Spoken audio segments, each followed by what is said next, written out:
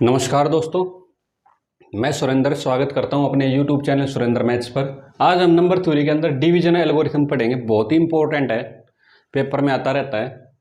ये आप पहले से ही जानते हो डिवीजन एल्गोरिथम चौथी पाँचवीं क्लास से, बल्कि आजकल तो दूसरी तीसरी क्लास से ही जान लेते हैं, सेकंड थर्ड से।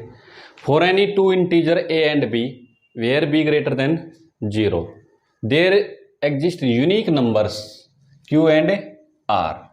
ठीक है, where q and r called quotient and remainder respectively such that a is equal to bq plus r where remainder क्या आएगा, 0 आएगा या 0 से बड़ा आएगा और लेस देन b आएगा। देखो, जैसे आपने 17 को 5 से डिवाइड किया तो कितना आ गया, उनमें 2। ठीक है ना, दोनों बातें बताता हूँ आपको। तो यहाँ 17 को आपने क्या लिख दिया, 5 इंटू में 3 प्लस में 2।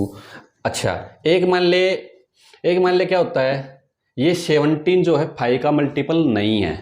अगर 5 का मल्टीपल 15 लेता तो क्या था, 15, और क्या आ गया यहाँ से 0 रिमाइंडर आ गया। तो आपने 15 को क्या लिख दिया, 5 इंटू में 3 और प्लस में 0। तो यहाँ से देखो क्या आ गया, यहाँ से रिमाइंडर क्या आया, 0 के इक्वल और 0 से बड़ा आया। ठीक है ना, और लेस देन किससे रहेगा, किससे, डिवाइजर से। डिवाइजर कौन है यहाँ पर, 5। ठीक है ना, तो इस तरह से ये चीज थ्योरम है ये। तो यही चीज बिल्कुल सेम टू सेम यहाँ लिखेंगे। ठीक है ना, तो देखो, कंसीडर द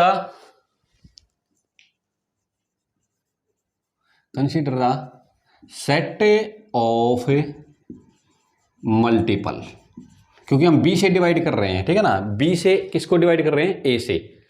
बी को डिवाइड कर रहे हैं हमें, सॉरी, बी से डिवाइड कर रहे हैं ए को, तो यहाँ पे हम b के मल्टीपल लेंगे। ठीक है ना, तो देखो, consider set of multiple of b क्या होते हैं, 0 होता है एक तो, plus minus b plus minus 2b plus minus 3b up to so on.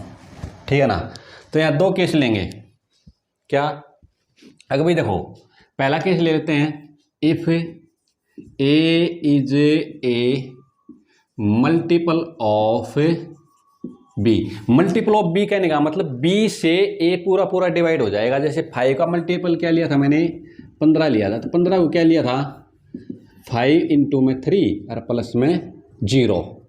ठीक है ना, तो यहाँ क्या आ गया, A is a multiple of B, तो इसका मतलब ए को क्या ले सकते हो आप, बी क्यू और प्लस में 0। बी क्यू प्लस में आर लिखेंगे, तो यहाँ पे आर क्या हो जाएगा, 0 हो जाएगा, क्योंकि बी क्या, ए क्या है, मल्टीपल ऑफ बी है। ठीक है ना, तो एक केस तो ये आ गया हमारे पास। अगर मैं ए मल्टीपल ऑफ बी लेता हूं तो यहाँ पे रिमाइंडर क्या आएगा, 0 आ गया। ए से ए क्या हो जाएगा, बी से पूरा पूरा डिवाइड हो जाएगा। जैसे 15 हो गया 5 से पूरा पूरा डिवाइड, तो रिमाइंडर क्या आएगा, 0 आएगा। ठीक है ना, दूसरा केस क्या ले लेता हूं मैं, सेकेंड, अगर if a is not multiple of b. जैसे यहाँ पे 17 लिया था आपने, तो 17 जो है 5 का मल्टीपल नहीं है, तो क्या आया, ये आ गया। ठीक है ना, तो मुझे प्रूव करना है कि भाई इसका जो रिमाइंडर आएगा ना, वो क्या आएगा, 0 से बड़ा आएगा और b से छोटा आएगा। ठीक है ना, तो ये हम यहाँ से प्रूव करेंगे। तो देखो, अगर if a is not a multiple of b, तो a को क्या लिखेंगे हमें, a is equal to b Q plus r. ठीक है ना, ये लिखेंगे। ओके, अब मुझे r की वैल्यू लेके आनी है कि भाई r की वैल्यू क्या आएगी, 0 से बड़ी आएगी और b से छोटी आएगी। ठीक है ना, ओके, तो अगर a is a not multiple of b है, तो इसका मतलब क्या हो जाएगा, a lies between two consecutive multiple of b। a lies between two consecutive multiple of B. कैसे, B Q and B Q plus 1। ठीक है ना, कैसे, देखो, जैसे 17 है तो 17 क्या हो जाएगा, 15 और 20 के बीच में है। भाई ये क्या है, भाई अगर a is not a multiple of b है, तो a is equal to b Q plus r. a lies between two consecutive multiple of b। एक तो 5 का मल्टीपल क्या हो गया, 15 हो गया, एक 5 का मल्टीपल क्या हो गया, 20 हो गया, तो 17 क्या है, 15 और 20 के बीच में है। तो इसको ऐसे लिख सकते हैं, 5 इंटू में 3 और एक क्या 5 इंटू में 3 प्लस 1, यहाँ पे यहाँ लिया बी क्यू और बी क्यू प्लस 1। समझ में आई बात है? ओके, अब देखो b Q and B Q plus 1 के बीच में कौन आएगा? ए आएगा। समझ में आएगी बात? ओके, तो यहाँ पे ले लेते हैं हमें बी क्यू और A less than B Q plus 1, B Q plus B, ठीक है ना? खोल लिया हमने। बी क्यू दोनों तरफ से क्या कर देते हैं, हमें घटा देते हैं, ठीक है ना? तो क्या आ जाएगा यहाँ से बी क्यू से क्या आएगा 0 से बड़ा, और यहाँ से क्या आएगा ए माइनस में बी क्यू, और यहाँ से बी क्यू से b q cancel, less than क्या आ गया बी आ गया। यहाँ से हमें आर की वैल्यू निकाल लेते हैं, तो यहाँ से क्या आ गया मेरे पास ए इजल टू क्या है बी क्यू प्लस आर हमको गिवन है, तो ए माइनस में बी क्यू क्या आ गया आर, तो यहाँ पे हम वैल्यू पुट कर देते हैं, तो यहाँ से क्या आ गया 0 से बड़ा आर और लेस देन बी, यही हमने प्रूव करके दिखाना था, ठीक है ना? अगर a मल्टीपल ऑफ b आया तो a plus b Q plus r, r की वैल्यू क्या आ गई 0 आ गई। अगर a is not a multiple of b था तो r की वैल्यू क्या आ गई 0 से बड़ी और b से छोटी आ गई, ठीक है ना? तो दोनों को कंबाइन कर देते हैं, किसको 1 और 2 को, ठीक है ना? तो इसका मतलब क्या आ गया a इज इक्वल टू क्या आ गया b Q plus r where 0 से बड़ा, इक्वल भी ले लेते हैं यहाँ पे आर और लेस देन बी, दोनों को कंबाइंड कर दिया मैंने, ठीक है ना? कंबाइंड 1 एंड 2, कंबाइंड 1 एंड 2, ठीक है? ओके, अब यहाँ पे क्या है ये रिजल्ट तो आ गया, अब मुझे दिखाना यूनिक। क्या दिखाना है? यूनिक। तो मान लेते हैं suppose we have 2 other integer, ठीक है ना? मान लेते हैं, इसको मिटा देता हूं मैं, सपोज दैट इसको मैं मिटा देता हूँ यहाँ से, ओहो यहाँ से मिट गया, कोई बात नहीं।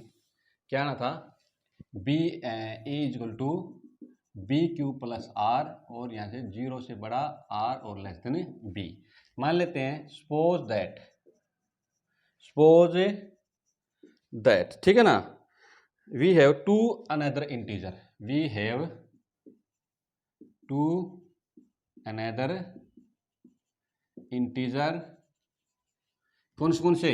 एक तो Q1, एक क्या ले लेते हैं यहाँ से R1, Q1 and R1 such that A is equal to b Q1 plus में R1, ठीक है ना? ओके, इन दोनों को क्या करते हैं हमें घटा देते हैं, तो A माइनस ए क्या हो गया 0, यहाँ से क्या आ गया बी क्यू माइनस में Q1 और प्लस में R माइनस में R1।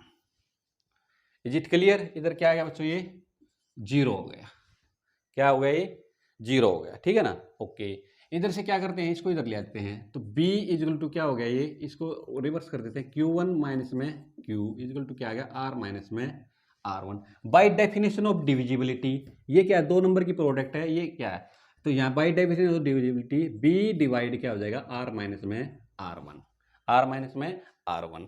ओके, अब देखो अब क्या है, अच्छा यहाँ से ये क्या है, ये क्या आएगा 0 और less than equal to R1 less than equal to क्या आएगा, दोनों b से छोटे आएंगे।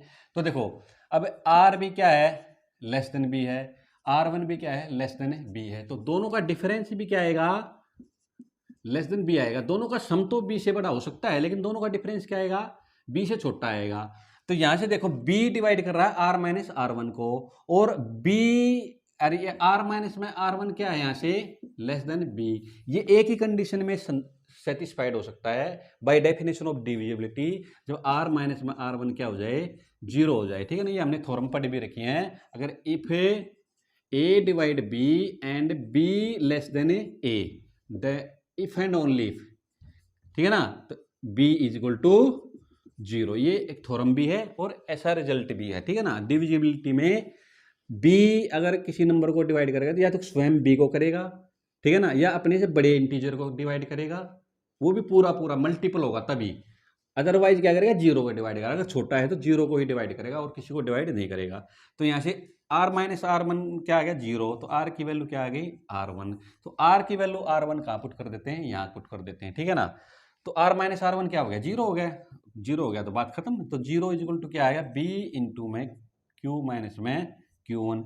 बी जीरो है नहीं क्योंकि बी ग्रेटर देन जीरो दे रखा है, तो इसका मतलब किसको जीरो होना पड़ेगा, Q minus Q1 equal to zero. तो Q इजल टू क्या आ गया, Q1 आ गया। तो इसका मतलब है कोई अनदर इंटीजर लेंगे तो क्या आ गया, Q बराबर है Q1 और R बराबर है R1। तो इसका मतलब यूनिक ही आएगा बी Q प्लस में R और जीरो से बड़ा और लेस देन बी, ठीक है ना।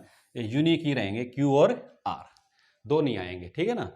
आई होप आपको ये थ्योरम बिल्कुल क्लियर हो गई। ये आप जानते हो ना, दो नंबर की प्रोडक्ट अगर जीरो है तो एक जीरो जरूर होगा। बी तो जीरो है नहीं है, दे रखा है बी ग्रेटर देन जीरो, तो Q माइनस Q1 को क्या होना है, जीरो होना पड़ेगा। तो Q बराबर Q1 आ गया।